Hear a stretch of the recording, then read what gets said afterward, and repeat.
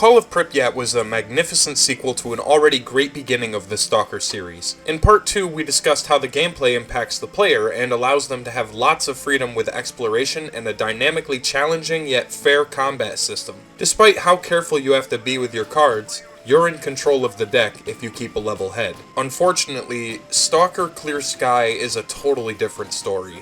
Allow me to explain. The third entry to the classic trilogy begins with a mercenary escorting a few ecologists. One of them warns the armed leader that an emission isn't due until another 2 months. Just moments afterwards, an emission occurs, knocking our protagonist unconscious. When you wake up, you discover that you've been saved by the Clear Sky faction in the Great Swamps of the Exclusion Zone. This is where majority of the game will take place, at least in the beginning, with the reveal of some other famous areas I'll cover as I go. Since nobody has ever survived an emission before, the members of Clear Sky wish to study you and ask for your help in return for discovering their secretive hideout. The faction overall wishes to avoid conflict, and due to this fact, they've chosen to seclude themselves in a hostile, uncomfortable, sodden atmosphere. It may not be a mansion, but it is your main hub. This is also the first game of the trilogy that throws you into the action at the start without a helping hand. Lebedev asks the player if they're familiar with the zone or not, and the only option we have is to reply with a yes. The devs are clever for knowing what we should expect by this point. If you've played the first two, you're surely going to be fine here. To an extent. In typical Stalker fashion, the difficulty for this game makes itself present very early on. You're not equipped to deal with anything even remotely threatening, and your gear is shit. What defines this chapter of the original series is how hard it is to progress. I tried the game out on fucking normal, and I was constantly getting my ass kicked and bent over with a big ol' smack. No longer is the player given a large starting area with lots of different directions to explore on their own. Instead, we live in a claustrophobic cesspool of weeds and mosquitoes. There are quite a few things I want to go over, so I'm going to begin with the basic premise. You can only leave the hideout using these guides, at least in the beginning of the game. They'll blindfold you and take you to another safe location in the swamps in return that you help recapture the territory for the Clear Sky faction. Renegades, a bunch of asshole bandits, have taken a kin to murdering everyone in these desolate swamps in a desperate bid for power and leadership. The first goal we have is to wipe them out at the designated spots on your PDA's map. Like I said before, you're heavily under-equipped to deal with anyone and anything this early on. My advice is to try and complete easy side quests through other members of the faction, whom I haven't introduced really. Lebedev is the leader of the Clear Sky faction. Beanpalov is the doctor for the faction and happens to also be a professor studying the zone's mysteries on his own. And then there's Cold, the barkeep of the hideout, serving both food and drinks to anyone who will throw money his way. The mechanic in the Clear Sky base, Gray, is a bit different than what the previous two games had. Instead of finding tools for crafting high-tier upgrades, you need to find flash drives and return them to said mechanic in order to install that said part for whatever weapon it belongs to. For example, I buy a pump shotgun for a cheap price, and when I take it to the mechanic, he's able to request that I find an improved choke for it, or maybe a new firing mechanism. All I have to do is know where that part spawns, find it, and then have the upgrade unlocked. Pretty neat way of deviating from the original formula, I suppose. The premise in this game is also very interesting. You're being forced to help the Clear Sky base now that you know they exist in the first place,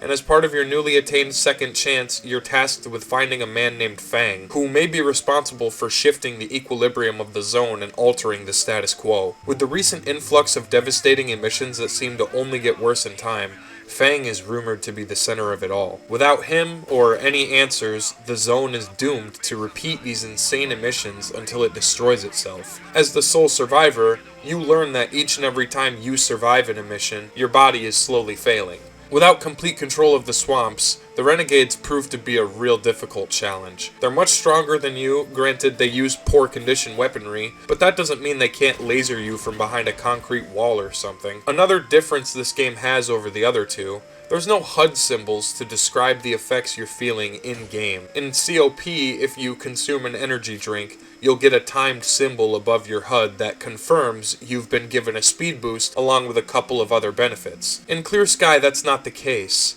The HUD is super minimal, which makes the warnings you get for imminent danger much less intrusive, and therefore, making the gameplay that much harder. Look at my screen right now. Can you even tell that I'm bleeding to fucking death?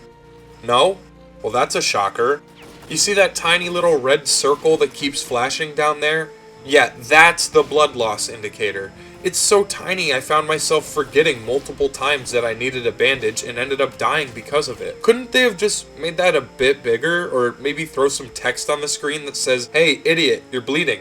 Hurry the fuck up." The blue bar above your health represents your armor condition. There's a Geiger counter to the right of the health bar that shows how much radiation you've soaked up. Taking anti-rads and drinking vodka, as explained in the first 2 review videos, will get you by a lot longer. Even though this is, in my opinion, the hardest game of the original series, I persevered despite being frustrated beyond belief at some of the more unfair and ridiculous moments. You'll be grinding until the cows come home as you search the desolate swamps for stashes, guns, ammo, but most important of all, you need to stock up on medical supplies. There aren't many to go around, and other stalkers don't drop them as often as they used to. Stashes, for the first time, aren't available unless you first discover them, meaning you could go on the internet right now and search up a guide for COP and SOC, locating all the stashes in the game, fit with the contents inside each and every one. In Clear Sky, you can't do that.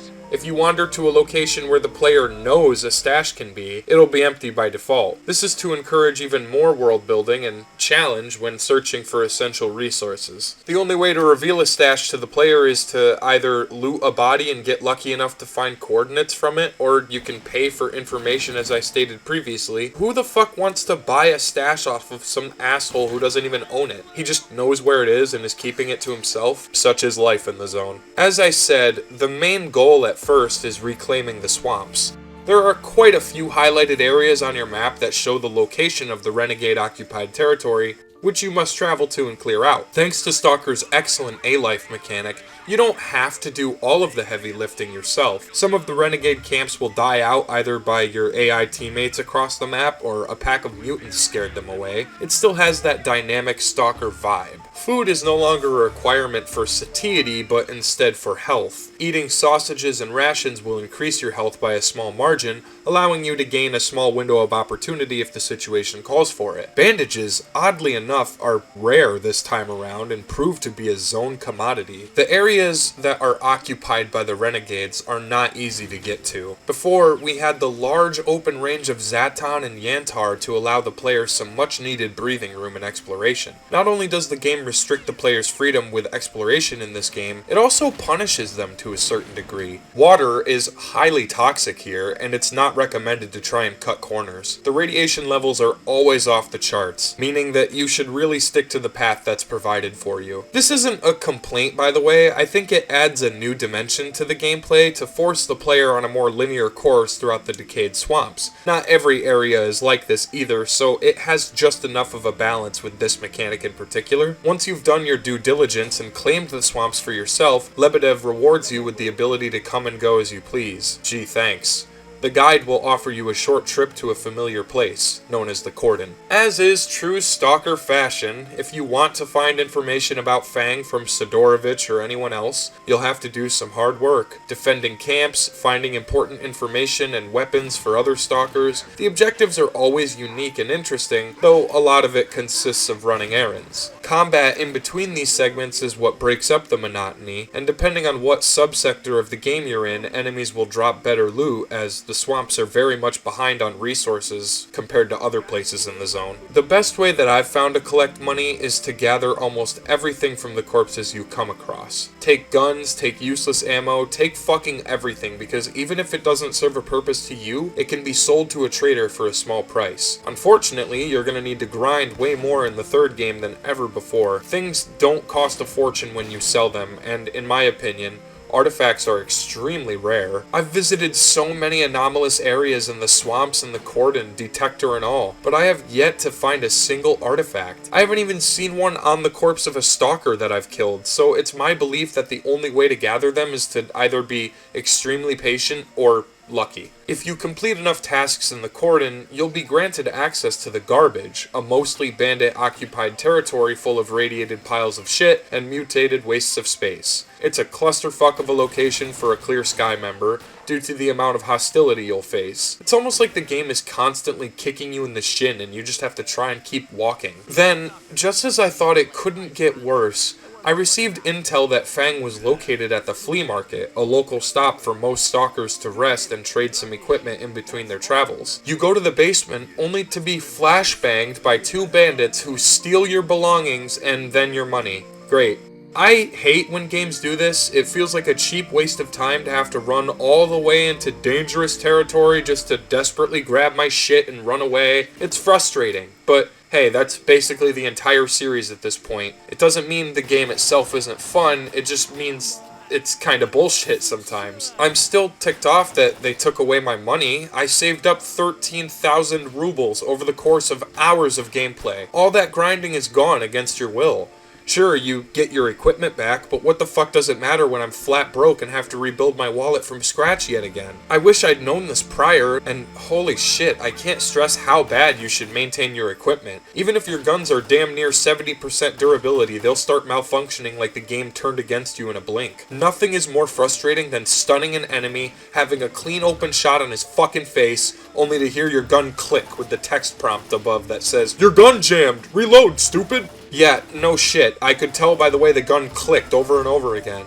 Thanks, asshole. I'm not kidding when I say this has to be the toughest game of the series. I found myself dying over and over, and it's mostly due to the fact that so many enemies in this game are bullet sponges. I'd like to think that headshots are what matters, but not really. Even if my gun is in great condition and I'm right in the enemy's fucking face, it'll still malfunction. When I hit the guy in the head, he'll still somehow have an opportunity to kill me before I kill him. Don't get me wrong. I do like this game in its own challenging way, but Jesus, this is a bit much at times. And if you're really looking to piss yourself off, then Stalker Clear Sky is the game for you. I won't be covering the ending, nor do I plan on going over the remainder of the story, but I will say this. Clear Sky is a true test to even a veteran Stalker, but I think this is the only installment where that works to its detriment. Normally I would praise Stalker's unrelenting difficulty because you can learn from it while not feeling too overwhelmed. If one strategy isn't working, try another. But Clear Sky has this weird thing happen a lot where the player can pump so much ammo into one fucking enemy and somehow nothing happens. You could find some of the best armor in the game and in just 2 magazines from a hostile Stalker, it is shredded and useless. You are broke for a long amount of time and it's because of the ridiculous, unfair economy. Some guns are marked at a retail price of over 10k, but when you go to sell them, you're only getting 1,000 rubles if you're lucky. This happens even if you try to sell a gun that is in mint condition. And unfortunately, due to the low amount of weight you can carry, you're also limited on picking up the weapons from dead stalkers and therefore selling them to traders. Upgrades can be purchased for your gear in the most basic tiers available. Like I mentioned earlier, you have to find the flash drives in order to unlock future upgrades. The problem is, I spent a good 6 hours exploring the stashes of the zone, progressing in the story, and I didn't find any. The only time I found a USB upgrade drive was at pure random in a stash tucked away somewhere behind an anomaly. Why the fuck are these things so hard to find? It would have been great to find them on the bodies of stalkers, received one as a quest reward maybe, but no, they were really stingy with them. Every single combat scenario aims to overwhelm you to the point of exhaustion. In Stalker Call of Pripyat, combat is exciting because you can find different ways of approaching your enemies,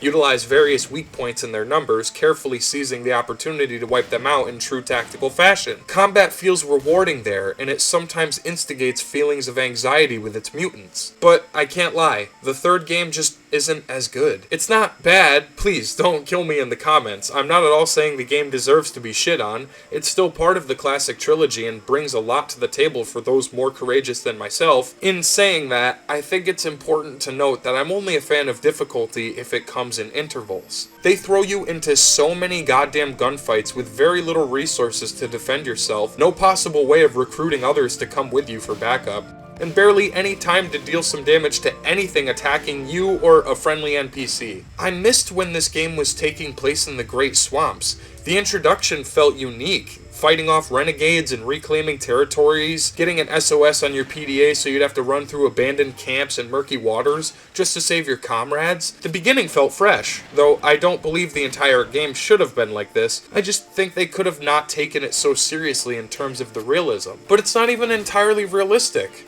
One headshot sometimes isn't enough to kill a stalker. I know I talked about this before, but I'm fucking talking about it again. It seems just the slightest bit unfair that they can deplete my health faster than I can fucking blink. I never had this problem with the other two games, so it might just be my fault, but despite this, the story was interesting enough to keep me invested a little further, and I enjoyed getting into the multiple fights that the game does set up for you. Every Stalker game is notorious for its excellent combat, and this game is yet another fine example of how they developed some of the best first-person shooters known to man since their release. The Stalker trilogy may have ended with Clear Sky, but the series lives on today in sweet bliss.